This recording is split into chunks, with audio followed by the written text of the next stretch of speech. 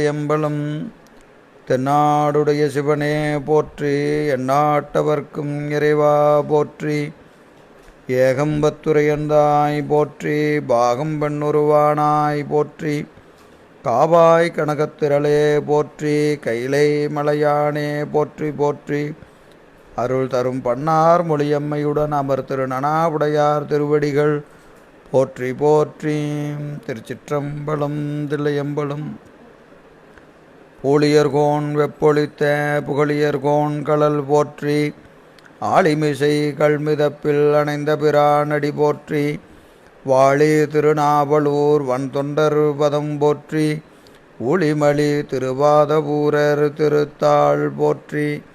சைவத்தின் மேல் சமயம் வேறு இல்லை, அதில் சார் சிவமாம் தெய்வத்தின் மேல் தெய்வம் இல்லெனும் நான்மறை செம்பொருள் வாய்மை வைத்த சிதிரு தேவாரமும் திருவாசகமும் உய்வைத்தரச் செய்த நால்வர் பொற்றாள் எம் உயிர் துணையே. தில்லைவாழ் அந்தனரே முதலாக சீர்படைத்த தொல்லையதாம் திருத்தொண்ட தொகையடியார் பதம் போற்றி. ஒல்லையவர் புராணகதை உலகறிய விரித்துரைத்த செல்வமளி குன்றத்தூர் சேக்கிழாரடி போற்றி. ஈராண்டில் சிவஞானம் பெற்றுயர்ந்த மெய்கண்டார் இணைத்தாள் போற்றி. நாராண்ட பல்லடியார்க்கு அருள் புரிந்த அருள் நந்தி நற்றாள் போற்றி. நீராண்ட கடந்தை நகர் மறைஞான சம்பந்தர் நிழல்தாள் போற்றி. சீராண்ட தில்லை நகர் உமாபதியார் செம்பதுமத்திருத்தாள் போற்றி போற்றி. திருச்சிற்றம்பலம். தில்லையம்பலம். திருநாவுக்கரசு வளரு திருத்தொண்டின் நெறிவாள வருஞானத்தவ முனிவர் வாகீசர் வாய்மெதிகள் பெருநாமச்சீர் பரவலுருகின்றேன் பேருலகில் ஒரு நாவுக்கு உரை செய்ய ஒண்ணாமை உணராதேன். திருச்சிற்றம்பலம். தில்லையம்பலம். எல்லாமல்ல ஈர்த்தன்னை ஆண்ட எந்தை பிரான் அருள் தரும் பன்னார்மொழியம்மையுடன் அமர் திருநனாவுடை பெருமானது திருவடித்தாமர்களை மணமொழி மேகலாலே வணங்கி அடியேனை இந்த சென்னேரிலே ஆற்றுப்படுத்திய ஞானாசிரிய பெருமக்களுடைய திருவடித்தாமர்களை மணமொழி மேகலாலே வணங்கி இந்த சிவப்பிரகாச ஞான சிந்தனையை செயல்படுத்தி கொண்டிருக்கின்ற அத்துணை அடியார் பெருமக்களுடைய திருவடித்தாமரைகளையும் மணமொழி மேகலாலே வணங்கி மகிழ்கின்றேன். திருவருளும் குருவருளும் கூட்ட நம்முடைய உமாபதி சிவனார் அருள் செய்த சிவப்பிரகாசமாகிய ஞானப்பணுகளை தொடர்ந்து சிந்திப்பதற்கும் வழிபாடு செய்வதற்கும் நமக்கு திருவருள் வாய்க்கப்பெற்று இருக்கிறது. அந்த வகையிலே திருவருளையும் குருவருளையும் நீள நினைந்து நாம் கடந்த வகுப்பில் சிவப்பிரகாசத்தினுடைய 84வது பாடலை சிந்தித்து நிறைவு செய்திருக்கின்றோம். அதாவது ஞான நெட்டையினுடைய இயல்பை அந்த 84வது பாடலிலே நமக்கு காட்டுகிறார். பாசமாம் ஞானத்தாலும் படர்பசு ஞானத்தாலும் ஈசனை உணர உணாது இறையருள் ஞானம் நன்னி தேசுரும் அதனால் முன்னை சிற்றறி ஒளிந்து நேசமோடு உயர்வரத்து நிற்பது ஞான நெட்டை என்கின்ற நிலையில் ஞான நெட்டையினுடைய இயல்பை நமக்கு காட்டினார். இதற்கு பாசஞானம் என்பதற்கும் பசுஞானம் என்பதற்கும் பதிஞானம் என்பதற்கும் நாம் விரிவாக விளக்கங்களை பார்த்தோம். சிவஞான சித்தியாரனுடைய 693வது பாடலை நாம் கடந்த வகுப்பில் சொல்லி வேதம் சாத்திரம் மிருதி புராணங்கள் முதலானவையெல்லாம் பாசஞானம் என்றும் நான் பிரம்மம் என்பது பசுஞானம் என்றும் இவற்றையெல்லாம் இவற்றிலெல்லாம் கட்டுண்டு இந்த ஆன்மா கிடக்காது திருவருள் பதிஞானம் விளங்கிய நிலையிலே திருவருளுடைய திருவடியை அடைவதற்கு கருணை செய்வது எதுவோ அதுவே பதிஞானம் என்பதை சிவன் இயல்பில் உணர்ந்திடுவன் காணே என்று அந்த 293வது சித்தியார் பாடலை நாம் கடந்த வகுப்பில், அதாவது போன வியாழக்கிழமை நாம் இதை சிந்தித்தோம். இதன் மீது ஒரு சிறிய தடை உண்டு. அதாவது வேதம் சாத்திரம் மிருதி புராணங்களெல்லாம் பாசஞானம்னு சொன்னால் இதற்கு முன்னாடி நாம் சில பாடலுக்கு முன்னால் பார்த்தோம். ஓதல் ஓதுவித்தல் நற்பொருளை கேட்பித்தல் தான் கேட்டல் ஈனமிலா பொருளதனை சிந்தித்தல் இவை 5ம் இறைவனடி அடைவிக்கும் எளிஞான பூசைன்னு சொன்னீங்க. அப்போது இந்த சாத்திர நூல்களை திருமுறைகளை எல்லாம் ஓதுதலும் ஓதுவித்தலும் கேட்டலும் கேட்பித்தலும் சிந்தித்தலும் ஆகிய இவையெல்லாம் ஞான பூசை என்று சொல்லிட்டு இங்கே வந்து சாத்திரம் மிருதி இவையெல்லாம் பாசஞானம்னு சொல்கிறீங்களே, அப்போது அதெல்லாம் எப்படி ஒன்றுக்கொன்று முரணாதோ? அங்கே பதிஞானம்னு சொன்னீங்க, இங்கே பாசஞானம்னு சொல்கிறீங்களே என்கின்ற ஒரு தடைக்கு விடையாக முனிவர் ரொம்ப அருமையாக காட்டுறார். அவ்வாறு கொள்ளுதல் முறையாகாது என்று காட்டுகிறார். அப்போ சாத்திரம் முதலானவை எல்லாம் நம் அறிவு கொண்டு சிந்திக்கின்ற பொழுது அதையெல்லாம் பாசஞானம் என்றும், குருநாதனது உபதேசமாக அவற்றை கேட்கின்ற போது ஞானத்திற்கு அவை வாயிலாதல் காரணம் பற்றி, ஞானத்திற்கு வாயிலாதல் காரணம் பற்றி அவையெல்லாம் சிவஞானமாக கொள்ளப்படும் என்று நமக்கு காட்டுகிறார். அப்போது உபதேசமாக கேட்டால் அவையெல்லாம் பதிஞானம், நம்ம அறிவு கொண்டு சிந்தித்தா பாசஞானம் என்று அங்கே விடையை நமக்கு முனிவர் அந்த சித்தியார் பாடலில் கடைசியாக நமக்கு அதை ரொம்ப அருமையாக காட்டுகிறார் என்று சொல்லி அந்த அளவில் அந்த 84வது பாடலை நிறைவு செய்து 85வது பாடல் பாருங்கள். உபாய நெட்டை, அதாவது ஞான நெட்டை என்று ஒன்று உண்டு. அடுத்தது அதற்கு கொஞ்சம் கீழே இருப்பது என்னது? உபாய நெட்டை. அந்த உபாய நெட்டையினுடைய இயல்பை 85வது பாடலில் காட்டுகிறார். பாடல் பாருங்கள். விளம்பிய வகையில் நெட்டை மேவிடல் அரிதேல், முன்னம் அளந்து அறிவளித்தவற்றின் அளவும் மற்ற அவற்றினாலே உளங்கொளும் தனையும், உள்ளபடியும் உற்றுணர்ந்து செவ்வே தளர்ந்திடாது உவப்ப மற்ற அத்தன்மையது ஆகும் தானே. இன்னொரு முறை படிக்கிறேன். விளம்பிய வகையில் நெட்டை மேவிடல் அரிதேல், முன்னம் அளந்து அறிவளித்தவற்றின் அளவும் மற்ற அவற்றினாலே உளங்கொளும் தனையும், உள்ளபடியும் உற்றுணர்ந்து செவ்வே தளர்ந்திடாது உவப்ப மற்ற தன்மையது ஆகும் தானே. இங்கே 3 கருத்து சொல்கிறாரு. என்னென்ன கருத்துன்னு பாருங்கள். விளம்பிய வகையில் நெட்டை மேவிடல் அரிதேல், ஞான நெட்டை மேவுதல் என்பது சும்மா ஏதோ சொல்லிட்டோம். என்னது?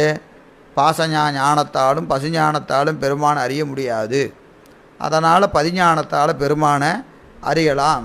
அப்படி பதிஞானத்தில் அறிந்தவர்கள் நெட்டை கைகூடி நிற்பர் என்று சொல்லியாச்சு. சரி போவோம், பதிஞானத்தை வாங்கிட்டு வந்து நாளையிலேருந்து நெட்டை கூடிடலாமா அப்படின்னா அப்படியெல்லாம் கூட முடியாது, அப்படியெல்லாம் கூட முடியாது. மேலே 84வது பாடலிலே குறிப்பிடப்பட்டிருக்கிற இந்த ஞான நெட்டை என்பது விளம்பிய, மேலே 84வது பாடலிலே விளம்பிய ஞான நெட்டையின் இயல்பு வகையில், மேற்கூறிய வகையில் என்ன கூறினார் அங்கே?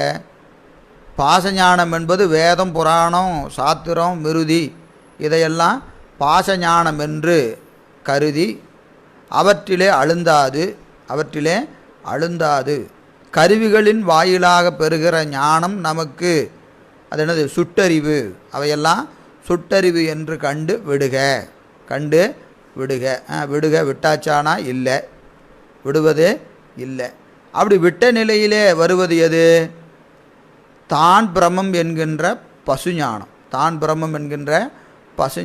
அதுவும் பசுஞானம்னு சொல்லி விடலாமானா அப்படியும் விடமாட்டோம். பாசஞானத்தையே விடமாட்டேங்கிறோமே.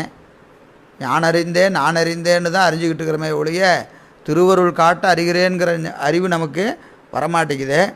இந்த பாசஞானத்தை விட்ட போது அது என்ன அறிவு வருதுங்க? வியாபக ஞானம்.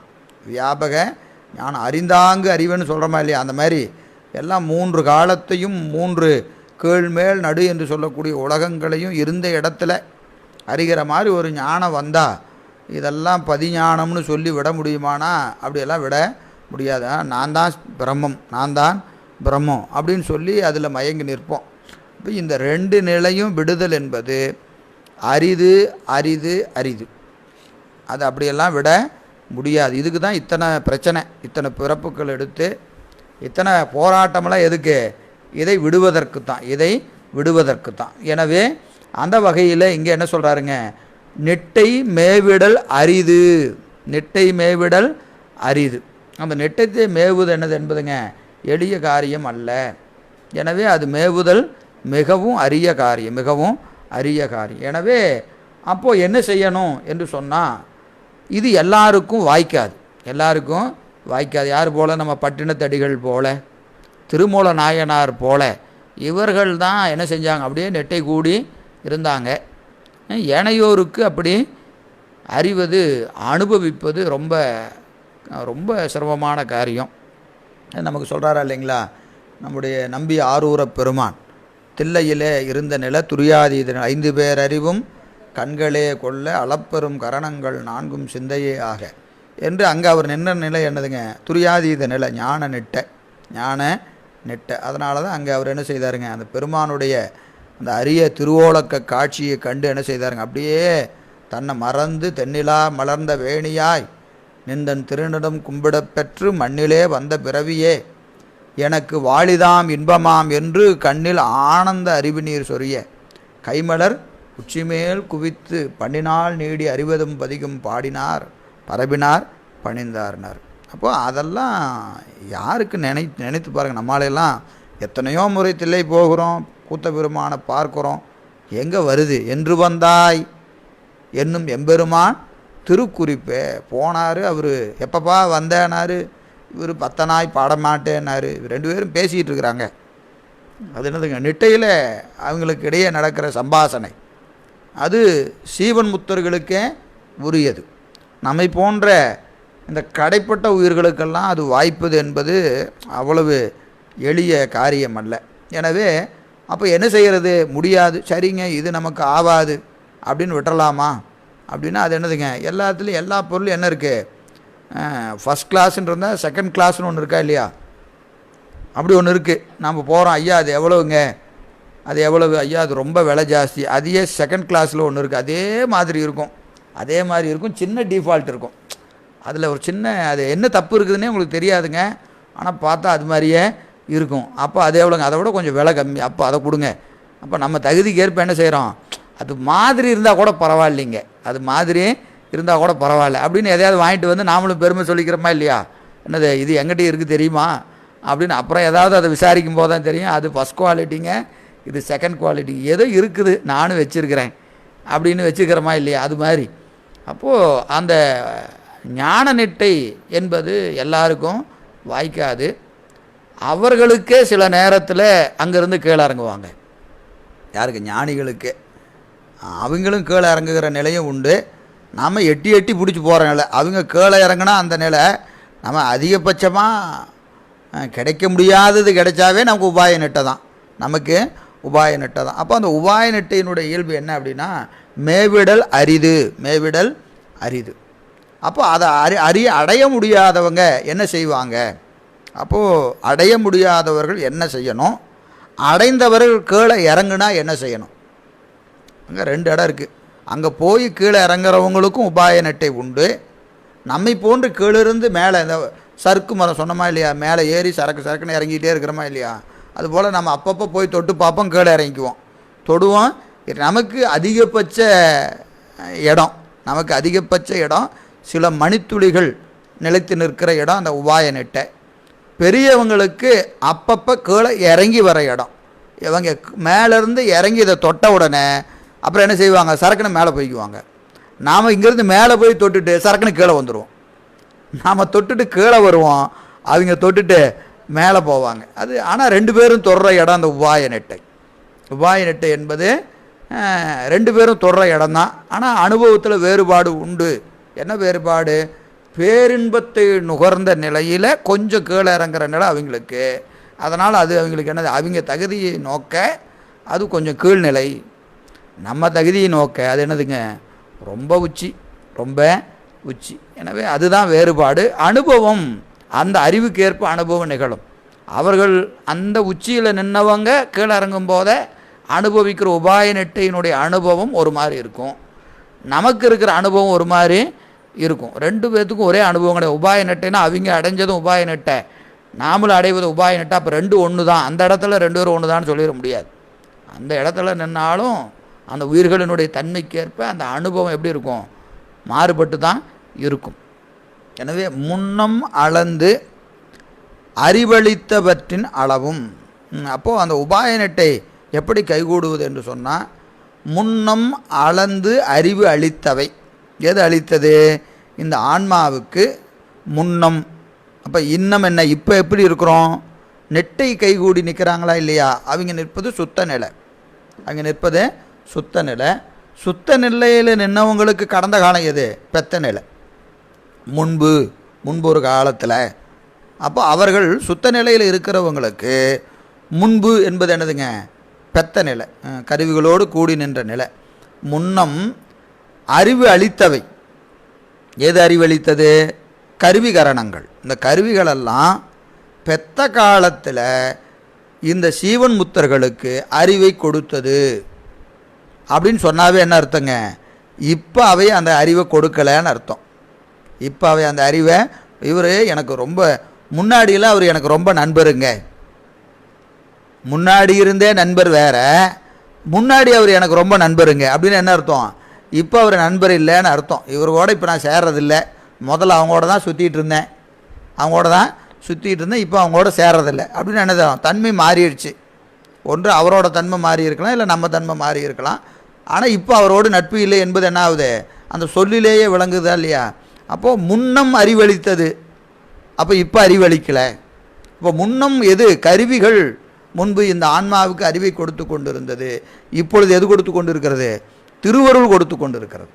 திருவருள் கொடுத்து அப்போ முதல்ல திருவருள் கொடுக்கல. ஏன்னா திருவருள் கருவிகள் வழியாக கொடுத்தது, இப்போ நேரடியாக கொடுக்குது. இப்போ இடையில என்ன கிடையாது? கருவிகள் இப்பொழுது இல்லை. காரணம் என்னது? நம்ம ஏற்கனவே அந்த படிகத்தை வைத்து சொன்னமா இல்லையா? காலை வேளையில் சூரியனது ஒளி முன்பு இருக்கிற பொருளிலே பட்டு படிகத்தின் மீது படுகிற நிலை ஒன்று. உச்சிக்கு வந்த பொழுது சூரியனு கதிர் என்ன ஆகும்? நேரடியாக அந்த படிகத்தின் மீது படும். அப்போது முன்னம் பெத்த நிலையில் கருவிகளின் வாயிலாக திருவருள் சுட்டு ஞானத்தை, சுட்டறிவை இந்த உயிருக்கு கொடுத்து கொண்டிருந்தது. இப்போ என்ன செய்யுது? நேராக திருவருள் கொடுக்கிறது. எனவே முன்னம் அறிவளித்தது, முன்னம் அறிவளித்தது எது? அது எப்படி அறிவளித்தது? இப்போ அறிவளித்து கொண்டு இருக்கிறது எது? திருவருள் இப்பொழுது அறிவை கொடுத்து கொண்டிருக்கிறது. இதே திருவருள் முன்பு கருவிகளின் வாயிலாக நமக்கு அறிவை கொடுத்து கொண்டிருந்தது. இந்த ரெண்டுக்கு என்ன வேறுபாடு? அளந்து கருவி, அந்த கருவிகள்லாம் அறிவு கொடுத்தது, அளந்து கொடுத்தது. அளந்துன்னு என்னது? எத்தனை கிலோ, எத்தனை லிட்ரு, எத்தனை மீட்ரு, இப்படி அளந்தா கொடுக்குது. இங்கே அளத்தல் என்பது அந்தந்த கருவிகளின் தன்மைக்கு ஏற்ப, கருவிகளின் தன்மைக்கு ஏற்ப. ஞானேந்திரியங்கள்னு சொன்னால் கண்ணுக்கு ஒரு தன்மை உண்டு, செவிக்கு ஒரு தன்மை உண்டு, மெய்யுக்கு ஒரு தன்மை உண்டு. இவற்றையெல்லாம் இந்த இந்த கண்ணுன்னு வைத்து கொண்டாலும், கண்ணு எல்லாருக்கும் தான் கண் இருக்குது. இப்போ உங்களுக்கும் கண் இருக்குது, அடியனுக்கும் கண் இருக்குது, பெரியவங்களுக்கும் கண் இருக்குது. எல்லாத்துக்கும் இருக்கிற கண் ஒரே காட்சியை பார்க்கிறதா? ஒரே காட்சியை ஒரு காட்சியை பார்க்கிற போது எல்லாத்துக்கும் ஒரே உணர்வு தோன்றுகிறதா? ஒரே உணர்வு தோன்றுகிறதா? நினைத்து பாருங்கள். ஒரு பெண் வருகிறார், அதை ஒருவர் பார்க்கும்போது இவள் என் மகள் போல என்று நினைக்கிறார். இன்னொருத்தர் எங்கள் அம்மா போல நினைக்கிறார். இன்னொருத்தர் என் மனைவி போல நினைக்கிறாங்க, என் தங்கை போல், அக்கா போல். காட்சி ஒன்று தான், ஒரே எல்லாரும் கண்ணால் தான் பார்க்குறாங்க. ஆனால் அறிவு நிகழ்கிற போது எப்படி நிகழ்கிறது? வேறு வேறு வகையாக நிகழ்கிறதா இல்லையா? அப்போது அந்த அதுக்கு மாற்றம் என்னது? வினைக்கு ஏற்ப. இப்போ வினைக்கு ஏற்ப இந்த கருவிகள் அளந்து அளந்து, இந்த கருவிகளுடைய தன்மையை நாம் பல பாடல்களில் முன்னாடி பார்த்துருக்குறோம். அது என்ன செய்யும்? அந்த வினைக்கு ஏற்பத்தான் இந்த கருவிகளெல்லாம் மறந்து அறியும், ஒன்றொன்றாக அறியும் என்பதெல்லாம் நம்ம இலக்கணம் பலமுறை பார்த்துருக்குறோம். எனவே அறிவளித்தவற்றின் அளவும் இந்த பாசஞானத்தினுடைய தன்மையை அறிந்து, அப்போது ஞான நெட்டை கூடுனவங்க கொஞ்சம் கீழே இறங்குறாங்க. துரியாதீதத்திலேருந்து எங்கே இறங்குறாங்க? துரியத்துக்கு இறங்குறாங்க. அப்போ துரியத்துக்கு இறங்குகிற போது அவர்களுக்கு உலகம் காட்சிப்படும். உலகம் காட்சிப்படுகிற போது அவர்கள் இந்த உலகத்தை எவ்வாறு காண்பர் என்பது தான் இந்த உபாய நெட்டை. உலகம் காட்சிப்படுகிற போது அவங்க என்ன செய்யணும்? என்ன செய்வாங்கன்னா, உலகம் காட்சிப்படுகிற போது உலக காட்சி எதனாலே நிகழ்கிறது? கருவிகளினாலே நிகழ்கிறது. கருவிகளின் வாயிலாக உலகம் காட்சிப்படுகிற போது என்ன வந்துடும்? அங்கே அந்த விருப்பு வெறுப்பு என்ன வந்துடும்? விருப்பு வெறுப்பு. முதல்ல இதுவரைக்கும் பார்த்ததெல்லாம் என்னவோ தெரிந்தது? சிவமாக காட்சி. பதார்த்தங்கள் பாரார், பரமே தரிசிப்பர். பதார்த்தங்கள் பாரார். அது என்ன நிலை? துரியாதீத நிலை. துரியாதீத நிலையில் அவர்களுக்கு எதை கண்டாலும் அவர்களுக்கு சிவமாகத்தான் தெரியுமே, இரண்டாவது பொருளுக்கு அங்கே வேலை இல்லை. காணும் கரணங்களெல்லாம் பேரின்பம், காணும் கரணங்களெல்லாம் பேரின்பம். எனவே அவர்களுக்கு இரண்டாவது பொருள் அங்கே காட்சி இல்லை. அது என்னதுங்க? ஞான நெட்டை, ஞான நெட்டை. அப்போது அந்த பராபு சிவ ஞான நெட்டை என்பது ரெண்டு வகையாக இருக்குது. ஒன்று அப்படியே அமர்ந்து என்ன செய்வாங்க, அப்படியே தன்னை மறந்து நெட்டை கூடி நிற்பது ஒன்று. திருமூலர் 3000 ஆண்டு இருந்தார் இல்லையா, அது நெட்டை கூடி நிற்பது. அவர்களுக்கு என்ன கிடையாது, காட்சி என்பது புறக்காட்சியே இல்லை, புறக்காட்சியே இல்லை. கண்ணை மூடி அவங்க பாட்டுக்கு அகக்காட்சி மட்டும் கண்டு கொண்டு இருப்பார். நம்முடைய அருவான்மும்மை நாயன்மார்கள் போன்றவர்களெல்லாம் என்ன செய்தாங்க, வெளியே ஞானசம்பந்த பெருமான், நம்பி ஆரூரர், இவர்களெல்லாம் என்ன செய்தாங்க, அவர்களெல்லாம் சீவன் முத்த நிலையில் இங்கே பராபு சிவராய், பராபு சிவராய் இந்த மண்ணுலகம் பூரா கோயில்களாக சென்று அடியார்களையும் ஆண்டவனையும் தரிசித்து கொண்டு வருகிறார். அவர்களுக்கெல்லாம் காண்பதெல்லாம் என்னவா தெரியுது, சிவம்தான். அப்போது அதுவும் நெட்டை கூடிய நிலை தான், நெட்டை கூடிய நிலை தான். எனவே அந்த நெட்டை கூடிய நிலையில் இருப்பது ஒன்று. ஓரோரு காலத்தில் அவர்களுக்கு என்ன தெரியும், இந்த காட்சி புலப்படுதா இல்லையா, உலக காட்சி படுகிற போது இவர் என்னுடைய மனைவி, இவர் என்னுடைய தந்தை, இவர் என்னுடைய குருநாதர், இவருடைய எனக்கு வேண்டியவர், இவருக்கு வேண்டாதவர் என்கின்ற காட்சியினுடைய விகற்பங்கள் தோன்றும். இதுவரைக்கும் ஒரே காட்சி தெரிஞ்சதா, சிவம் மட்டும்தான் இப்போ தெரிஞ்சுது. இப்போ என்ன தெரிஞ்சது, காட்சிகளிலே விகற்பங்கள், வேறுபாடுகள். இப்போ இது சிவமாக தெரிஞ்சது, இப்போ என்னவா தெரியுது, தாயாக தெரியுது, தந்தையாக தெரியுது, மனைவியாக தெரியுது, மக்களாக தெரியுது, வேண்டியவர் வேண்டாதவர். அப்போது சிவமாக கண்ட காட்சி நீங்கி விகற்ப காட்சியாக, விகற்ப காட்சியாக, இது வரைக்கும் சவிகற்ப காட்சியாக நிகழ்ந்தது. சவிகற்ப காட்சியாக சிவம் மட்டுமே காட்சிப்பட்டு இருந்தது. இப்போ என்னாச்சு, விகற்ப காட்சியாக, விகற்ப காட்சியாக அதையெல்லாம் தனித்தனி பொருளாக காட்சிப்படுகிறது. இப்போ காட்சிப்பட்ட உடனே அடுத்த நிலை என்ன வரும், முதல்ல சிவம் இருக்கிற வரைக்கும் அனுபவம் என்னது, சிவானந்தம்தான். சிவத்தை தரிசிக்கிற வரைக்கும் சிவானந்தம்தான் அனுபவம். இப்போது தாய், தந்தை, மனைவி, மக்கள், என் வீடு, என் வாசல், உற்றார், பகைவர் என்கின்ற வேறுபாடுகள் நிகழ்ந்த உடனே கூடவே என்ன நிகழும், விருப்பும் வெறுப்பும் உடனே நிகழும். அந்த காட்சி நிகழ்ந்த கணம் என்ன நிகழும், விருப்பும் வெறுப்பும் நிகழும். நமக்கு வேண்டியவனு, அடடா இவர் பாரு, இவர் நமக்கு என்ன உதவி செஞ்சுருக்கிறாரு, எனக்கு அப்பா அவர் அப்படி செஞ்சார், இப்படி செஞ்சார் அப்படின்னு அவர் மீது நமக்கு ஒரு விருப்பமும், சிலர் ஐயோ எனக்கு இவர் எத்தனை தொந்தரவு பண்ணியிருக்கிறாரு அப்படின்னு அவர் மீது வெறுப்பும் உடனே நிகழும். விருப்பு வெறுப்பு நிகழ்ந்தால் என்ன நிகழும், என்ன நிகழும், ஆகாமிய வினை வந்து சேரும். ஆகாமிய வினை வந்து சேரும். ஆகாமிய வினை வந்துட்டால் அதனால் என்ன ஆகும், சஞ்சிதம், பிராதத்தம், பிறப்பு, சஞ்சிதம், பிராதத்தம், பிறப்பு என்று இவை அந்த சுழலிலே அந்த ஆன்மா மீண்டும் சிக்கும். அப்போது இவர்களுக்கு இந்த உலகம் காட்சிப்படுகிற கணம், உலகம் காட்சிப்படுகிற கணம், இவங்க உடனே என்ன செய்து கொள்ளுவாங்க, அந்த அறிவை ஓங்கி ஒரு தட்டு தட்டுவாங்க. ஓங்கி ஒரு தட்டு தட்டி, நீ இப்படியெல்லாம் காணாதே, இது உன்னுடைய வேண்டியவர் வேண்டாதவர் என்கின்ற இந்த விருப்பு வெறுப்புகள் உனக்கு நிகழக்கூடாது, விருப்பு வெறுப்புகள் நிகழக்கூடாது. இதுவரைக்கும் சிவத்தைத்தானே தரிசித்து கொண்டிருந்தாய், இப்போ ஏன் போய் இப்படி உலகத்தை உனக்கு காட்சிப்பட்டு கொண்டு இருக்கிறதே, நீ முதல்ல கீழே இறங்கிட்ட தெரியுமா, உன்னுடைய நிலையிலிருந்து நீ கீழே இறங்கிட்ட என்பதை நினைவுபடுத்தும் பொருட்டு அந்த காட்சியை காணுகிற போதே என்ன நினைப்பாங்க அப்படின்னு கேட்டிங்கன்னா, இந்த கருவிகள் இந்த காட்சியை நமக்கு காட்டி கொண்டிருந்தன. முதல்ல இந்த கருவிகள் வாயிலாக தான் நாம் என்ன செஞ்சோம், இந்த உலகங்களை நாம் கண்டு கொண்டிருந்தோம். அதனாலே நமக்கு விளைந்ததெல்லாம் வினைதான், அதனாலே விளைந்ததெல்லாம் பிறப்பு தான், இதனால் விளைவது சுட்டறிவு தான். எனவே இந்த கருவிகளின் வாயிலாக நாம் காணுதல் நமக்கு இழிவு, நமக்கு இழிவு, இது விட வேண்டியது, நம்முடைய நிலையிலிருந்து நம்ம கீழே இறங்கிவிட்டோம் என்கின்ற அந்த நிலையை முதல்ல அறியணும். எப்பவுமே ஒரு நிலையிலிருந்து நாம் உயரணும்னா நாம் கீழே இருக்கிறோங்கிறத முதல்ல நாம் என்ன செய்யணும், அக்செப்ட் பண்ணணும். முதல்ல ஐயா நம்ம அம்மா நான் ரொம்ப இழிவானவன் தான். முதல்ல ஒரு தப்பு திருத்தணும்னா என்ன செய்யணும், முதல்ல நாம் தப்பு செய்கிறோங்கிறத முதல்ல ஒத்துக்கணும். நான் தப்பே செய்யலைன்னு சொல்கிற வரைக்கும் அந்த தப்புலேருந்து என்ன செய்ய முடியாது, விடுபடவே முடியாது. அப்போ நம்ம தப்பு செய்கிறோங்கிறத ஒத்துக்கணும். அந்த அதுக்கப்புறம் தான் முதல்ல அதுக்கு என்ன முயற்சி வரும், நம்ம தப்பு செய்கிறோன்னு நினச்சதுக்கப்புறம் தான் அதில் விடுபடுவது என்கின்ற அந்த நிலையே நமக்கு வரும், அந்த எண்ணமே வரும். நாம் செய்கிறது சரி என்று நாம் அதை என்ன செய்கிறோம், அதையெல்லாம் நம்ம அதுக்கான காரண காரியங்களை இதனால தான் நான் இதை செஞ்சேன், இதனால தான் இதை செஞ்சேன் என்று நாம் செய்கிற குற்றங்களுக்கெல்லாம் நாம் என்ன செய்து கொண்டு இருக்கிறோம், காரண காரியங்களை தேடி நாம் அதில் நிற்பதைத்தான் விரும்புகிறோம்.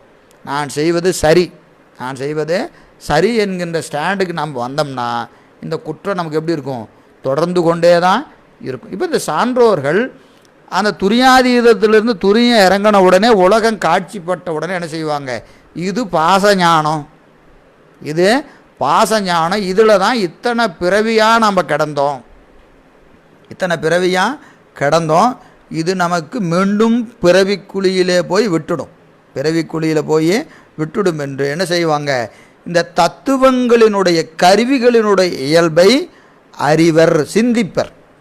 சிந்திச்சு தான் மேலே போனாங்க, சிந்திச்சு தான் மேலே போனாங்க. மீண்டும் ஓரோரு வழி அவங்களுக்கு அடிக்கடியெல்லாம் நிகழாது, அடிக்கடியெல்லாம் நிகழாது. என்ன செய்யும், ஓரோரு வழி அவை காட்சிப்படுகிற போது என்ன செய்வாங்க, அதனுடைய தன்மையை முதல்ல ஆராய்ந்து பிறகு அவற்றினாலே உளங்கொளும் தனையும், இந்த கருவிகளின் வாயிலாக அறிகிற ஆன்மாவினுடைய இலக்கணத்தையும் சிந்திப்பாங்க.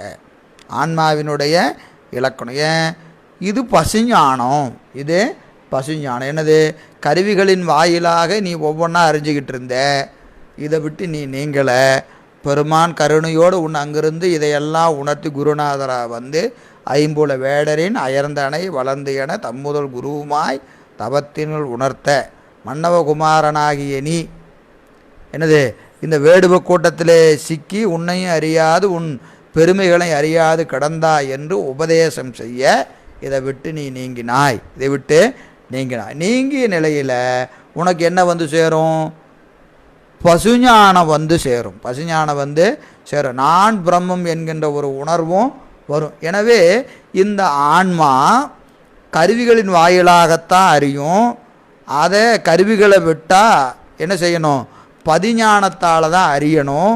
அப்போ பதிஞானத்தாலே அறிகிற அந்த நிலையை தனது ஞானம் என்று மயங்கி நிற்கும், மயங்கி நிற்கும் என்று கருவிகளினுடைய இலக்கணத்தையும் கருவிகளின் வாயிலாகவும் பதிஞானத்தினாலும் அறிகிற தனது இலக்கணத்தையும், தனது இலக்கணம் மற்ற அவற்றினாலே உளம் கொளும் தனையும், எவற்றினாலே தத்துவ கூட்டங்களினாலே அறிவு பெற்று வந்த தன்னுடைய இலக்கணத்தை, தன்னுடைய இலக்கணத்தையும் உள்ளபடியும், உள்ளபடி அறியணும், உள்ளபடி உள்ளபடினா எப்படிங்க, இதெல்லாம் இப்போ சொன்னது தான், கருவிகள் வாயிலாகத்தான் அறிவ, ஒன்று ஒன்றாக தான் அறிவ, மறந்து மறந்து தான் அறிவ, இப்படி அறிஞ்ச நீயே பெருமான் கருணை கொண்டு இந்த கருவிகளிலிருந்து உன்னை நீக்கி சிவஞானம் கொடுத்து வியாபக ஞானத்தை கொடுத்து நெட்டை கைகூடுமாறு அவன் கருணை செய்திருக்கிறான். இப்போ இதெல்லாம் இந்த பெருமையெல்லாம் யாருடையது, பெருமானுடைய அளப்பெரும் கருணை என்று இறைவனது கருணையையும் தனது இழிவையும் குருநாதனது உபகாரத்தையும் என்ன செய்யணும், சிந்திக்க வேண்டும், சிந்திக்க வேண்டும். எப்போ உலகம் காட்சிப்படுகிற போது, இதெல்லாம் எப்போ நடக்கணுங்க, கீழே இறங்கி உலகம் காட்சிப்படுகிற போது என்ன செய்யணும், அதை நினைக்கணும். அப்படி நினைத்தா என்னாகும், அது உள்ளபடியும் உற்றுணர்ந்து, உள்ளபடியும் உணரணும், உற்று உணர வேண்டும், உற்று உணர வேண்டும். அப்படி இருந்தால் என்ன ஆகும், செவ்வே தளர்ந்திடாது உவப்ப, செவ்வே செம்மையாக, அதாவது இங்கே செம்மை என்பது இறைவனது அத்துவித கலப்பை, திருநின்ற செம்மை, திருநின்ற செம்மை. எனவே இறைவனது உபகாரத்தை இந்த ஆன்மா ஒவ்வொரு கணமும் நினைக்க வேண்டும், ஒவ்வொரு கணமும் நினைக்க வேண்டும். அதுதான் என்னதுங்க, தளர்ந்திடாது, இடைவிடாது, அயரா அன்பினில் அரண்களல் செழுமை, அயராமை சொன்னமா இல்லைங்களா, அது என்னது, இடைவிடாது நினைத்தல், இடைவிடாது நினைத்தல். அதுதான் தளர்ந்திடாது. உவப்ப மகிழ அரண்களல் செழுமே, அன்பு செலுத்து, அவனிடத்து அன்பு செலுத்தணும். அப்போது அந்த உலகம் காட்சிப்படுகிற போது அவனது உபகாரத்தை நினைக்கணும். உபகாரத்தை நினைக்கணும். உபகாரத்தை நினைக்கணும்னு எப்படி நினைக்கணும்?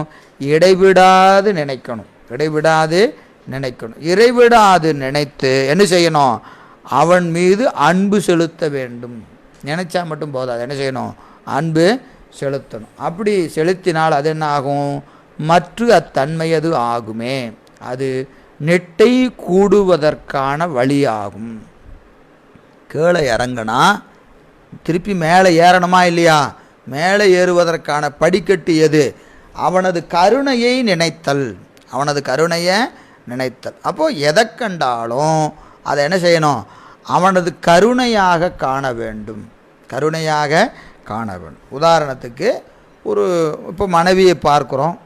பார்க்கும்போது எப்படி பார்க்குறோம்? மனைவி நமக்கு ரொம்ப பிடிச்சவங்க, நம்ம மீது அன்பு செலுத்துறவங்க, நமக்கு இப்படி பார்த்துக்கிட்டாங்க, அப்படி பார்த்துக்கிட்டாங்க அப்படின்லாம் நம்ம நினைப்போம். ஆனால் எப்படி நினைக்கணும்? இறைவன் கருணை நமக்கு எந்த விதமான தொந்தரவும் இல்லாமல் இப்படி ஒரு மனைவியை பெருமான் கொடுத்துருக்கிறான். அதை அப்படி பார்க்கணும். பயங்கர தொந்தரவாக ஒரு மனைவியை கொடுத்துருந்தாலும் கருணையாக நமக்கு உதவி செய்கிற மனைவியாக இருந்தால் இப்படி நினைக்கணும். ஐயோ தாங்கவே முடியலைங்க, தாங்கவே முடியல, வீட்டுக்கே போக முடியல, அப்படி ஒரு மனைவி, அப்படி ஒரு இருக்கா இல்லையா? எல்லாம் தான் இருக்குது, உலகம்னா எல்லாம் தானே இருக்குது. அப்போ அதை பார்க்கும்போது எப்படிங்க இறைவன் கருணையை நினைக்கிறது? உபகாரமாக இருக்கிற மனைவியை பார்த்தா பெருமான் கருணைன்னு நினைக்கலாம்.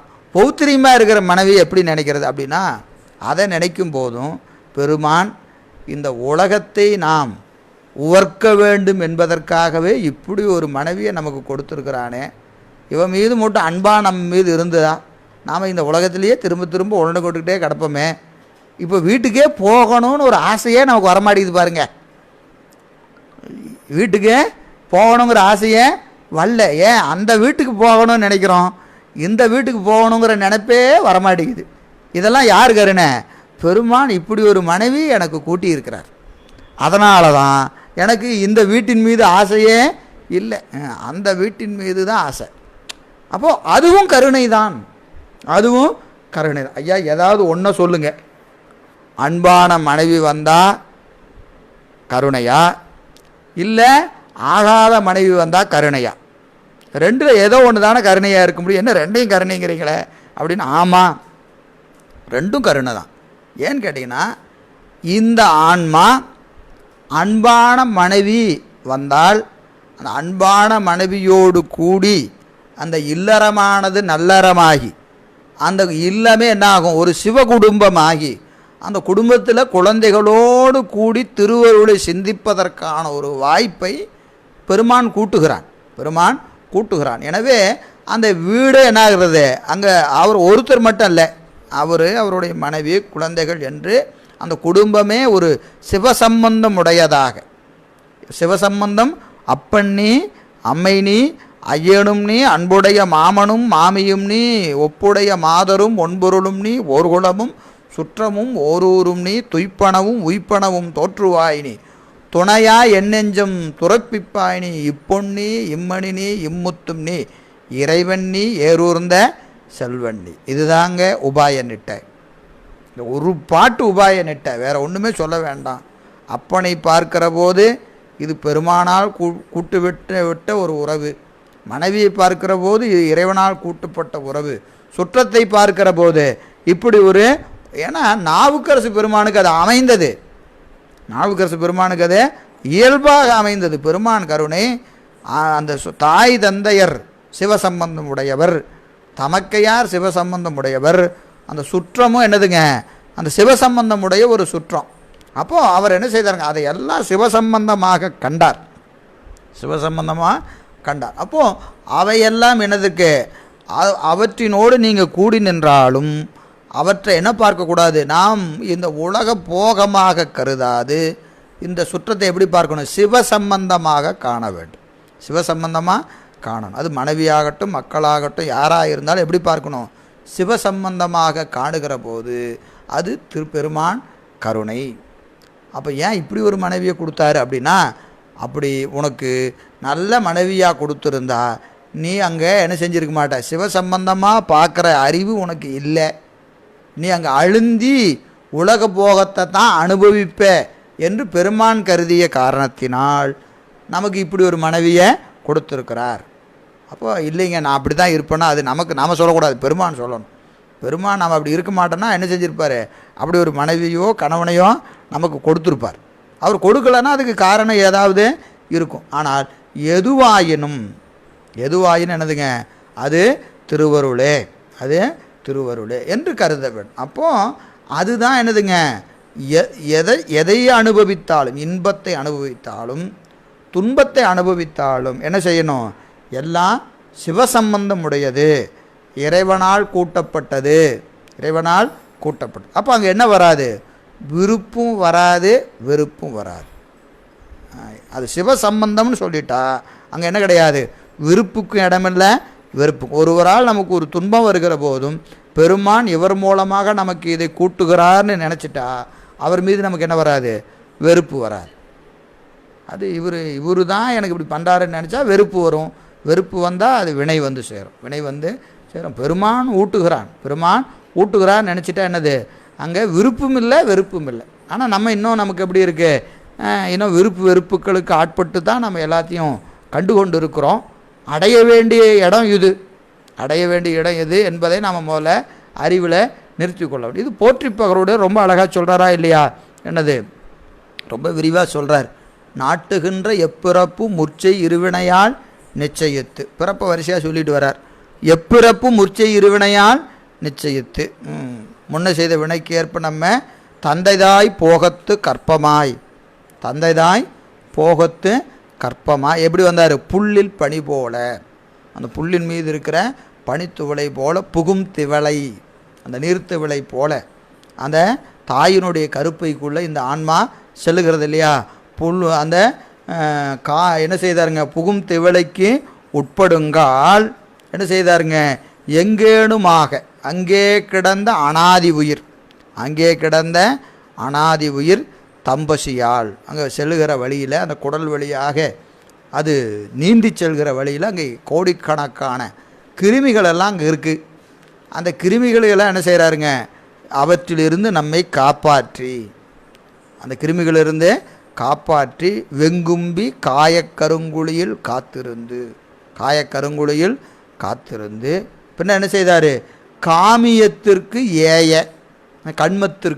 கண்மத்திற்கு என்ன செய்தார், கைகால் கொடுத்து, கண்மத்திற்கு கைகால் கொடுத்து என்ன செய்தார்களாம், எவ்வுறுப்பும் ஆசரவே செய்தனர். எவ்வளோ அழகாக படைச்சிருக்கிறாரு, எவ்வளோ அழகாக படைச்சிருக்க. இந்த எதுங்க, குற்றமில்லாமல் படைச்சிருக்கிறார். நினச்சி பாருங்க, என்னங்க நம்ம உடம்புல குற்றம் இல்லாமல் இருக்கா, என்னங்க ஒரே ரிப்பேருங்க. இந்த உடம்பு போய் குற்றம் இல்லாத உடம்புன்னு சொல்கிறீங்க. ஏகப்பட்ட பிரச்சனை இருக்குது உடம்புல ஏகப்பட்ட பிரச்சனை இருக்குது. இத்தனை பிரச்சனையோடு உடம்பு கொடுத்துட்டு அவர் எப்படி செஞ்சார், குற்றம் இல்லாமல் செஞ்சாருன்னு சொல்கிறீங்க. உடம்பு பூரா குற்றம்தான் இருக்குது. உடம்பு பூரா என்ன இருக்குது, நான் கொஞ்சம் தூரம் நடந்தா தஸ்ஸு புஷுங்குது, உக்காந்தா எந்திரிக்க முடியல, எந்திரிச்சா உட்கார முடியல. இப்படி ஒரு உடம்பை வச்சுக்கிட்டு சிவபெருமான் எனக்கு எப்படி கொடுத்தாரு, ஆசரவே செய்து குற்றம் இல்லாமல் செஞ்சாருன்னு சொல்கிறீங்க. உடம்பு பூரா குற்றமாகவே இருக்குது. இந்த வரி கொஞ்சம் மாற்ற சொல்லுங்கள், உமாபதி சிவனார இந்த வரி கொஞ்சம் மாற்ற சொல்லுங்கள். அப்படின்னா அப்படி இல்லை, ஆசரவே செய்து என்பது என்னதுங்க, வினைக்கு சிறிதும் குற்றமில்லாது செஞ்சார். குற்றமில்லாது என்பது என்னது, என்ன அனுபவிக்கணுமோ அதற்கு தக்கவாறு குற்றமில்லாமல் உடம்பை கொடுத்தார். உடம்பு நாம் அனுபவிக்க வேண்டிய வினைக்கு தக்கவாறு சரியாக இருக்கும். 40 வயசில் இது டேமேஜ் ஆகணும்னா கரெக்டாக 40 வயசில் அது டேமேஜ் ஆகும். 52 மூட்டு தேயணும்னா 52 மூட்டு தேயும். 61 காது கேட்காத டமாரம் போகணும்னா டமாரம் போயிடும். அப்போ வினைய லிஸ்ட்டை கொடுத்துட்டு இந்த இதெல்லாம் இது இப்போ இது பீஸ் போகணும்னு எழுதி வச்சாருன்னா கரெக்டாக அப்பப்போ அது போகும். கொஞ்சம் முன்ன பின்னெல்லாம் செய்யாது, அப்படியே சொன்னபடி நடக்கும். அதனால் வினைக்கு குற்றமில்லாமல் ஒரு உடம்பை கொடுத்தாராம். அது நல்வினையாயினும் தீவினையாயினும் ரெண்டுக்கும் பொருந்தும். நம்ம தீவினை தான் நினைக்கணும், நல்வினையை நினச்சி மகிழ்ந்து பிரயோஜனம் இல்லை. நமக்கு வர பிரச்சனை தானே முதல்ல நினைக்கணும். எனவே ஆசரவே செய்து என்ன செய்தாருங்க, திருத்தி பின் யோகிருத்தி, யோகத்தில் இருத்தினார். தாயின் கருப்பையில் யோகத்தில் இருத்தி முன்புக்க ஐயவழியே கொண்டு அணைகின்ற, எந்த வழியாக போனானோ அந்த வழியாகவே வரான் வெளியே. முன்புக்க ஐயவழியே கொண்டு அணைகின்ற பொல்லாத வல்லபமே போற்றி. இந்த பிறப்புக்கு வர்றதுக்கு முன்னாடி இத்தனை வேலை. அப்புறம் இம்மாயக்கால் தான் மறைப்ப, மாயக்கால் தான் மறைப்ப. ஏன்னா யோகிருத்தி, அந்த யோகிருத்தி என்ற சொல்லு நம்ம ஏற்கனவே சிந்தித்திருக்கிறோம். அங்கே இருந்துக்கிட்டு என்ன செய்வாராம், முன்னை பிறப்புக்களெல்லாம் இதுக்கு ஞாபகம் வருமா. முன்னை பிறப்புக்களெல்லாம் ஞாபகம் வந்து, ஐயோ அந்த பிறப்பில் அப்படி பண்ணணும், இந்த பிறப்பில் இப்படி பண்ணணும், இனி பிறக்கவே கூடாது, இனி பிறக்கவே கூடாது, இதுதான் கடைசி பிறப்பு, எப்படியோ வந்து சேர்ந்துட்டோம், இதோடு இதையெல்லாம் தொலைச்சிடணும் அப்படின்னு நினைப்பானா. எல்லாரும் நாம்ளும் அப்படி தாங்க நினச்சோம், எல்லாரும். எந்த உயிரும் இதுக்கு விதி விலக்கல்ல, எந்த உயிரும் அதுதான் யோகிருத்தி. அந்த யோகத்தில் இருந்த ஆளை என்ன செஞ்சாராம், அப்படியே மண்ணில் வந்து விழுகிற போது சிக்னல் என்ன பண்ணிட்டாரு, கட் பண்ணிட்டார். அது வரைக்கும் ஒரு நினப்பில் இருந்தான், அதை பூரா அப்படியே அழிச்சிட்டார். மாயக்கால் தான் மறைப்ப, மாயம் வந்து மறைத்தது, மாயப்பிறப்பு. எனவே இந்த பிறப்புக்கு வருகிற போது இந்த யோகத்தில் இருந்து நான் இதை செய்யக்கூடாது, அதை செய்யக்கூடாது, இப்படி பண்ண அப்படி பண்ண, போன பிறப்பு 100வது பிறப்பு 500வது பிறப்புன்னு யோசிச்சுட்டு இருந்தான் பாரு, எல்லாம் மறைஞ்சு போச்சு. அதனால தான் என்ன செஞ்சான், நீங்கள் நினச்சி பாருங்கள், இப்போ நீங்கள் இப்போ திரைப்படத்தில் முதலையெல்லாம் இப்போ அப்படிலாம் அனுபவம் இருக்காது, இருந்தாலும் சும்மா பாருங்கள், ஒரு புரியறதுக்காக சொல்கிறேன். இதெல்லாம் சரியான என்ன சொல்கிறது உதாரணமே இல்லை, இருந்தாலும் சும்மா ஏதோ ஒரு இதுக்காக சொல்கிறேன். இப்போ நீங்கள் அந்த காலத்தில் பார்த்தீங்கன்னா ஒரு படத்தில் திரைப்படம் ஓடிட்டுருக்கோம், அப்படியே ஸ்க்ரீனில் என்ன செய்வாங்க, ஒரு சண்டை காட்சியோ ஒரு டூயட்டோ ஏதோ ஒன்று ஓடிட்டுருக்கோம், திடீர்னு கரண்ட் போயிடும். என்ன ஆகும், அப்படியே தேட்டரில் அப்படியே கருகும்னு ஆயிரும். உடனே உள்ளே இருக்கலாம் செய்வான், ஓன்னு கத்துவான். பார்த்துருக்கீங்களா? சிலருக்கு அந்த அனுபவம் இருந்திருக்கலாம். உங்கள் தேட்டருக்கு போய் பார்க்கும்போதே ஓன்னு கத்துவான். ஏன்னா ஒரு காட்சி பார்த்துட்டு ரொம்ப இன்ட்ரெஸ்ட்டாக பார்த்துக்கிட்டு இருக்கிறோம், திடீர்னு என்னாச்சு, சிக்னல் கட் ஆனவுடனே டபார்னு காட்சி நின்று போச்சு. நின்னவுடனே வேணும் செய்வான், ஓன்னு கத்த வேண்டியதுதான் இல்லையா? அது மாதிரி இது வரைக்கும் அப்படியே இவன் யோகத்தில் போன பிறப்பு, முந்தின பிறப்பு, 500வது பிறப்பு, 700வது பிறப்புன்னு எல்லாம் பார்த்துட்டு இருந்து திடீர்னு ஒன்று எல்லாம் அப்படியே ஃபுல் பிளாங்க்கு. உடனே என்ன செய்வான், வான கத்த வேண்டியதுதான். வந்து உள்ளே உளுந்தவொடனே என்ன செஞ்சான், வீர்னு அழுக வேண்டியதான். ஏன் அழுகுறான், எல்லாம் மறந்து போச்சு. என்னமோ பார்த்துட்டு இருந்தோம், என்ன ஆச்சுன்னே தெரியலையே, என்ன செய்யுது. அதுதான் முதல்ல மண்ணுக்கு வரும்போது என்ன செய்யுது, அழுகிறது குழந்தை. அதையும் பெருமான் கருணைங்கிறார். என்ன செய்யுதுங்க, ஏன்னா அந்த தாய் அழுவித்துங்கிறார், பின்னாடி சொல்கிறார். என்ன செய்கிறாரு, பசி எடுத்துக்குது, அது வரைக்கும் பசி தெரியல, பசி எடுத்த உடனே என்ன செய்யுது, அழணுங்கிற கருணையும் பெருமான் தான் கூட்டுகிறார் என்று பின்னாடி சொல்கிறார். எனவே அம்மாயக்கால் மறைப்ப நல்ல அறிவு ஒழிஞ்சு போச்சு. என்ன நல்ல அறிவு, இனி பிறக்கவே கூடாது, வினையே செய்யக்கூடாது அப்படின்லாம் நினச்சிக்கிட்டு இருந்தானே யோகத்தில், அது காளி, அது முடிஞ்சது. நல்ல அறிவு ஒளிந்து நன்கு தீது ஒல்லையூரா அக்காலந்தன்னில் பசியை அறிவித்து, நல்லது எது கெட்டது எது என்பதை அறிய முடியாத ஒரு, அப்போ தானே அந்த அறிவு, இதுவரைக்கும் அறிவில் இருந்த செய்தியெல்லாம் மறைஞ்சு போச்சு. அதனால் நன்மை தீமை என்கின்ற எந்த ஒரு விகற்பமும் இல்லாமல் என்ன செய்யுதுங்க, பசியை முதல்ல அறிவிக்கிறார். பசியை அறிவித்து பசி வந்தால் அழ வேண்டும் என்பதை அறிவித்து, பசி வந்தால் அழணுங்கிறதையும் இவனுக்கு தெரியாது, பசிக்குதுன்னு சொல்ல தெரியாது, அந்த பசிக்கிற உணர்வை இவனால் அறிய முடியாது. அப்புறம் ஐயா தம்பி உனக்கு இது பசிக்குது தெரியுமான்னு அதை பசிக்குதுன்னு அறிவிக்கணும். அப்புறம் ஆமாம் எனக்கு பசிக்க மாட்டதா இருக்குது, எப்படி சொல்கிறது, அழுது சொல்லியா, நீ அழுதினா தான், அழுத பிள்ளைக்கு தான் பால் கிடைக்கும், முதல்ல அழுது. ஏன்னா இனி காலம் பூரா நீ அழுது தான் ஆகணும், அழணும். அதனால் இப்போ முதல்ல அழுது என்று என்ன செய்கிறான், பிறப்புக்கு வருகிற போது இந்த பிறப்பிலே இறைவன் செய்த முதல் உபகாரம் அளவைத்தது. அளவைத்தது தான் முதல் உபகாரம். இந்த பிறப்பில் வந்த மண்ணுக்கு வந்த உடனே அவன் செய்கிற உபகாரம் என்னது? அளவைப்பது. அப்போ அளவைத்ததுன்னு எதுக்கு? பசியை அறிவிப்பதற்கு. அதுவும் கருணை தான். நீங்கள் நினச்சி ஐயோ முதல்ல அவன் இவனுக்கு இதே வேலையாக போச்சு, அப்போ இருந்து இவன் என்னை அள வச்சுக்கிட்டே இருக்கிறான் அப்படின்னு நினச்சிடக்கூடாது. ஏன்னா பசிக்கிறது என்பதையே நமக்கு சொல்ல தெரியாது.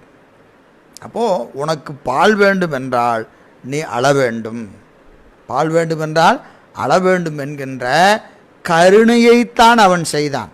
அங்கே அவன் அள வைத்ததுக்கு காரணம் என்னது? நம்பால் கொண்ட கருணை. நம்பால் கொண்ட கருணை அளவித்து. சரி, அழுதா மட்டும் போதுமானா அந்த தாயினுள்ள என்ன வைத்தார்களாம்? உக்க ஆவிசோர தாய் உள்நடுங்கி. உக்க அதை அழுத உடனே அந்த தாய்க்குள்ள ஒரு அன்பை வச்சான் பாருங்க. அந்த குழந்தை அவள் அப்படியே மயக்கத்தில் கிடப்பா. அந்த டெலிவரி டைமில் இருக்கா இல்லைங்களா, அந்த குழந்தை பிறக்கிற நேரத்தில் அந்த தாய் எப்படி இருப்பா? அரை மயக்கத்தில் இருப்பா.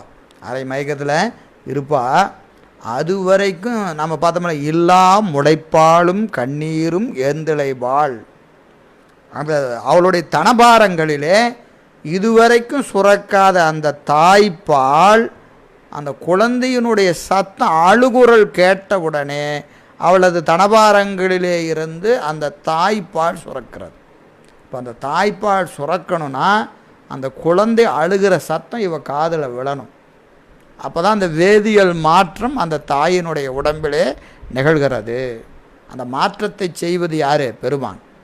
அப்போது அந்த குரலுக்கும் அந்த குரலினாலே இவள் உடம்பில் ஏற்படுகிற மாற்றங்களையும் ஐயோ என் குழந்தைக்கு பசிக்குமே என்று என்கின்ற நினைப்பும், நீங்கள் நினைத்து பாருங்கள், உங்களுடைய ஒவ்வொரு நினைப்பிற்கும் உங்களுடைய உடம்பிலே பல வேதியியல் மாற்றங்கள் நிகழ்ந்து கொண்டே இருக்கும். இது அறிவியல் பூர்வமான உண்மை.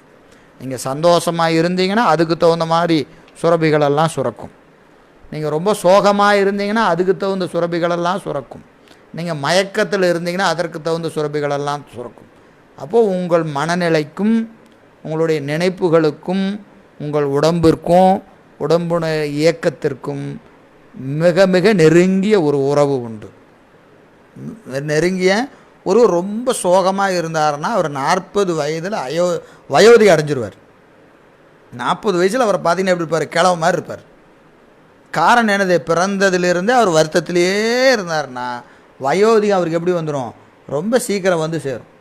ஒருவர் ரொம்ப மகிழ்ச்சியாக இருந்தார்னா 70 வயசில் இளமையாக இருப்பார். 70 வயசில் அவர் இளைஞராக இருப்பார். காரணம் என்னது? அவருடைய அந்த மனநிலை. அப்போ அந்த உடம்பிற்கும் என்ன உண்டு? அந்த மாற்றங்கள் உண்டு. எனவே உக்க ஆவிசோரத்தாய் உள்நடுங்கி மிக்கோங்கும் சிந்தை உருகும் தீஞ்சு வைப்பாள். முளை உருகும் தீஞ்சு வைப்பாள். முளை உருகும், அந்த முளை உருகி பாலாய் வருகிறதாம். முளை உருகி பாலாய் வருகிறது. எனவே தீஞ்சு வைப்பாள் வந்து மடுப்ப கண்டு பந்தித்த பாச பெருங்கயிற்றால். அங்கே கட்டு போட்டார். யாருக்கு? தாய்க்கும் சேயுக்கும் ஒரு கட்டு. பாசமெனும் கட்டு. பின்னாடி முத்து நிலையில் தான் அறுக்க முடியும். பாசமெனும் தாளுருவி, பாசமெனும் தாளுருவி ஐயனனுக்கு அருளியவாறு. இந்த பாசமாகிய கட்டு மண்ணுக்கு விழுகிற போது முதல் கட்டு தாயோடு, முதல் கட்டு தாயோடு, பிறகு நண்பரோடு, அப்பாவோடு, ஆசிரியரோடு, அப்புறம் உடன் பிறந்தார். இப்படி பல கட்டுகளை என்ன செய்கிறாரு? கட்டிக்கிட்டே வரார். இத்தனை கட்டையும் அறுக்கணும், இத்தனை கட்டையும் அறுக்கணும். எனவே என்ன செய்தாருங்க? பாசமெனும் அந்த பெருங்கயிற்றால் பல்லுயிரும் பாலிக்க. இந்த கட்டை ஏன் போடணும்? கட்டுன்னு சொல்லிட்டீங்களே, கட்டாமல் விட்டுலாமே. சிவபெருமான் எதுக்கு கட்டு போடணும்? அப்புறம் நானே வந்து கட்டை அவுக்கிறேன்னு எவ்வளோ பாடுபடணும்? கட்டாமல் விட்டுற வேண்டியதானே அப்படின்னா, நீ பிறக்கும்போதே இறந்து போவாய். தாய்க்கு உன் மீது இந்த அன்பு இல்லைன்னா நீ என்ன செய்வ? பிறக்கும்போதே நீ இறந்து போவாய். அப்போது இந்த உயிர் வளர்ந்து வினைப்போகங்களை அனுபவிக்கணும்னா அந்த தாயன்பு என்ற ஒரு அன்பை கொண்டு போய் தாய்க்குள்ளே வச்சதுனால தான் நீ பிழைக்கிற. நினச்சி பாருங்கள், எல்லா பிறப்புக்கும் உள்ள மனித பிறப்புக்கும் உள்ள வேறுபாடு. பிறந்த தண்ணியில் விழுந்தவுடனே மீன் குஞ்சு நீந்தும். பிறந்த உடனே என்ன செய்யும்? மீன் குஞ்சு நீந்தும். எந்த உயிர் வேணாலும் எடுத்துக்கங்க, அது பிறந்த உடனே அது தனித்து இயங்குவதற்கான கருணைகளை பெருமான் செய்திருக்கிறான். மனித பிறப்புக்கு குறைஞ்சபட்சம் 2 வருஷம் 3 வருஷம் ஆகும். நீங்கள் எந்திரிச்சு நடக்கணும், உங்கள் உணவை எடுத்து சாப்பிடணும், எவ்வளோ வேணும்? குறைஞ்சபட்சம் 2 வருஷம் 3 வருஷம் இல்லாமல் நீங்கள் தனித்து இயங்க முடியாது. நாயாகட்டும், மானாகட்டும், பன்றியாகட்டும், விலங்குகளாகட்டும், அதெல்லாம் என்ன செய்யும்?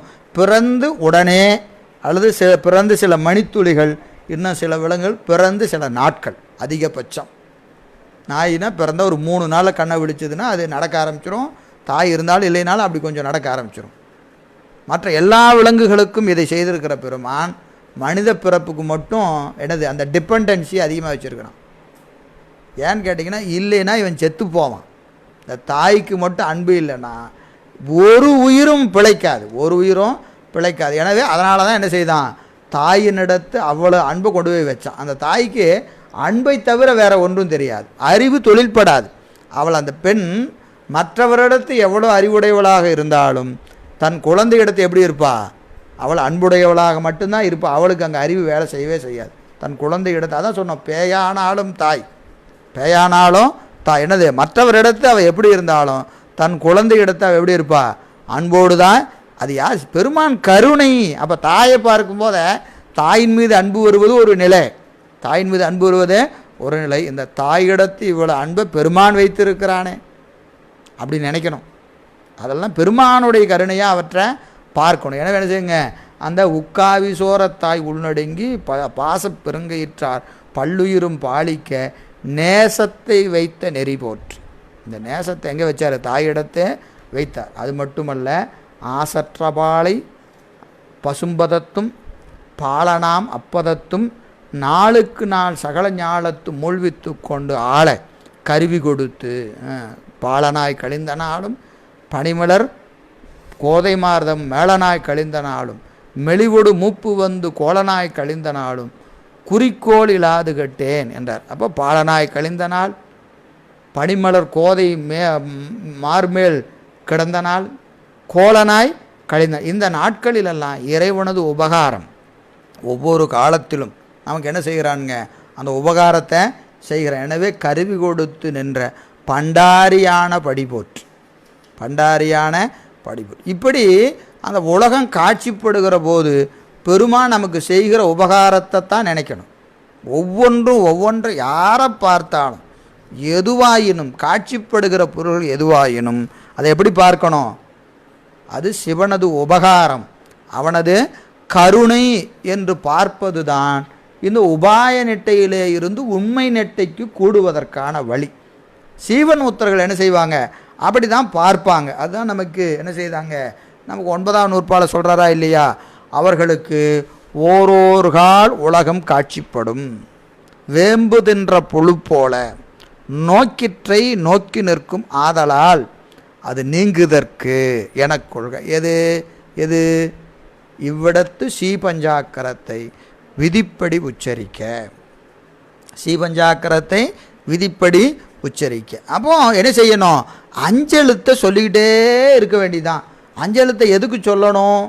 இந்த காட்சிப்படுகிற உலகமெல்லாம் இறைவனது கருணை என்கின்ற நினைப்பு நமக்கு வரணும்னா அஞ்செழுத்தை சொல்லிக்கிட்டே இருக்கணும். அஞ்செழுத்தை சொல்லிக்கொண்டு காணுகிற காட்சி எதுவாயினும், அது விருப்புடையதாயினும் வெறுப்புடையதாயினும் எதுவாயினும் அது அஞ்செழுத்தை சொன்னோம்னா நமக்கு என்ன வரும்? இது திருவருள் என்கின்ற அறிவு நம்ம அறிவில் விளங்கும். திருவருள் என்று நினைக்கிற அறிவு வரும். அந்த அறிவு வந்தால் அவர்கள் என்ன செய்வாங்க? கீழே இறங்கினவங்க மீண்டும் இந்த அஞ்செழுத்தை தொடர்ந்து உச்சரிக்க என்ன செய்வாங்க? திருப்பி மேலே ஏறிடுவாங்க. திருப்பியும் மேலே. அப்போ உபாய நெட்டையின் வழி உண்மை நெட்டையை தலைப்படுவர். நம்மை போன்ற கீழே இருக்கிறவங்களாம் அஞ்செழுத்தை சொல்ல சொல்ல சொல்ல நமக்கு ஓரோரு வழி அந்த உபாய நெட்டை கைகூடும். அவங்களுக்கும் ஓரோரு வழி உபாய நெட்டை கைகூடும், நமக்கும் ஓரோரு வழி என்ன செய்யும்? உபாய நெட்டை கைகூடும். அப்போ அவங்க உபாய நெட்டை விட்டாங்கன்னா எங்கே போவாங்க? உண்மை நெட்டைக்கு போவாங்க. நாம் உபாய நெட்டை கைவிட்டோம்னா கீழே சகலத்துக்கு வந்துடுவோம். இப்போ நமக்கு ஒருத்தர் திட்டுறாரு. நம்ம அன்றைக்கி அப்போ தான் நீங்கள் பூசையை முடிச்சுட்டு அந்த அப்படியே ஆனந்தமாக இருந்தீங்கன்னா அவர் திட்டும்போது என்னென்னு தோணும்? திருவருள் ஏதோ இவர் மூலம் நமக்கு ஏதோ சொல்கிறாரு, சரி பெருமான் கருணை அப்படின்ட்டு அவர் சொல்லும்போது நமக்கு அதில் என்ன, அது அழுந்தாமல் அவர் சொன்னதை கேட்டுக்கிட்டு இருப்போம். அதுவும் நமக்கு ஒரு வகையில் 100% உபாய நெட்டையான எனக்கு தெரியாது, ஆனாலும் அது ஒரு வகையில் உபாய நெட்டை தான். அதில் கொஞ்சம் பர்சன்டேஜ் கம்மியாக 10% கூட வச்சுக்குவோம். ஒருவர் நம்மை திட்டுகிறார் என்று சொன்னால், திட்டுகிற போது இவர் நம்மை திட்டுகிறார் என்று அவர் மீது வெறுப்போ வராது. இது திருவருள் என்று காணுகிற ஒரு நிலை திட்டுகிற போது வந்தால், திட்டுகிற போது போனதுக்கப்புறம் நம்ம மனசுல எல்லாம் நினச்சிட்டு அப்புறம் சரி போனால் போது விடுங்க அப்படின்னு நினைக்கிறது இல்லை. அந்த கணம் அவரை நம்மை திட்டுகிற போதே திருவருள் நமக்கு இதுதான் என்று விதித்திருக்கிறதுன்னு அவர் மீது நமக்கு என்ன வரக்கூடாது, வெறுப்பு வரக்கூடாது. வெறுப்பே வராமல் இது திருவருள் என்று நமக்கு அப்படியே சலனமில்லாமல் இருக்கிற ஒரு மனநிலை நமக்கு வாய்க்குமானால் அது நமக்கு உபாய நெட்டை தான், உபாய நெட்டை தான். ஆனால் நாம் என்ன செய்வோம், அங்கே உபாய நெட்டை தொட்டோமா அடுத்த நிமிஷம் சரான்னு விட்டுட்டு என்ன செய்வோம், பழையபடி அவர் திட்ட ஆரம்பிச்சிருவோம். இவர் பாரு இந்த ஆள் இப்படியே தான் பண்ணிகிட்டு இருக்கிறான் அப்படின்னு நமக்கு திருப்பி அந்த நினைவு வந்துடும். அப்போ நாம் என்ன செஞ்சோம், உபாய நெட்டை தொட்டுட்டு கீழே இறங்கிடுவோம். அவங்க என்ன செய்வாங்க, உண்மை நெட்டையிலேருந்து உபாய நெட்டை தொட்டுட்டு மேலே ஏறிக்குவாங்க. அதுதான் அவங்களுக்கு நமக்கு உள்ள நிலை. எனவே நமக்கும் ஒரு வழி அது வாய்க்கும், ஒரு வழி வாய்க்கும். ஆனால் அது என்ன ஆகும், அது உச்சம். அதுக்கப்புறம் நம்ம கீழே தான் வருவோம். அவர்களுக்கு அது இருக்கிறதுலே பாட்டம் மோஸ்ட்டு உபாய நெட்டை, நமக்கு அது என்னது டாப் மோஸ்ட்டு. அவ்வளோதான் நமக்கு இருக்கும். அது அனுபவத்தில் என்ன செய்ய, அந்த ஒரு வழி தொடர்றத அந்த மணித்துளிகள் நீடித்து கொண்டே செல்ல வேண்டும். இந்த 5 எழுத்தை சொல்ல சொல்ல ஒரு கணம் வாய்க்கிறது 5 கணம், 6 நாள், ஒரு நாள் என்று அது என்ன செய்யும், நீடிக்கும். அது பெருமான் கருணை தான். எனவே அந்த வகையில் நமக்கு இது 286வது பாட்டு, சித்தியார் பாட்டு. பாடல் என் பார்க்க ரொம்ப இதே கருத்து தான். இந்நிலைதான் இல்லையேல் எல்லாம் ஈசன் இடத்திலும், ஈசன் எல்லா இடத்திலும் என்கிற ஒரு பாட்டு, ரொம்ப அருமையான பாட்டு. இது நாளைக்கு பார்ப்போம், இந்த பாடலுடைய தொடர்ச்சியை நாளை பார்ப்போம் என்று சொல்லி, ஏன்னா அது கொஞ்சம் சிந்திக்க வேண்டிய செய்திகள் இருக்கிறது. இந்த பாடல் இதற்குரிய சித்தியார் பாடலை நாளை 286வது பாடலை சிந்திப்போம் என்று சொல்லி இந்த அளவில் இன்றைய சிந்தனையை நிறைவு செய்கின்றோம். என்றும் இன்பம் பெருகும் இயல்பினால் ஒன்று காதலித்து உள்ளமும் ஓங்கிட மன்றுளார் அடியார் அவர் வான்புகள் நின்றதெங்கும் நிலவி உலகலாம் வான்முகில் வளாது பெய்க மணிவளம் சுரக்க மன்னன் கோன்முறை அரசு செய்க குறைவிலாது உயிர்கள் வாழ்க நான்மறை அறங்கள் ஓங்க நர்த்தவம் வேள்வி மல்க மென்மைகுள் சைவ நீதி விளங்குக உலகமெல்லாம் மேன்மைகுள் சைவ நீதி விளங்குக உலகமெல்லாம் மேன்மைகுள் சைவ நீதி விளங்குக உலகமெல்லாம் கைலாய பரம்பரையில் சிவஞான போத நெறி காட்டும் வெண்ணை பயில்வாய்மை மெய்கண்டான் சந்ததிக்கோர்மை ஞான பானுவாய் குயிலாரும் பொழில் திரு ஆவடுதுறைவாள் குரு நமச்சிவாய தேவன் செயலாதி மரபுடையோன் திருமரபு நீடூடி தழைக்க மாதோ. தென்னாடுடைய சிவனே போற்றி, எந்நாட்டவர்க்கும் இறைவா போற்றி, ஏகம்பத்துரையந்தாய் போற்றி, பாகம் பின்னுருவானாய் போற்றி, காவாய் கனகத்திரளே போற்றி, கைலை மலையானே போற்றி போற்றி, அருள் தரும் பன்னார் மொழியம்மையுடன் அமர் திரு நனாவுடையார் திருவடிகள் போற்றி போற்றி. திருச்சிற்றம்பலம் தில்லையம்பலம்.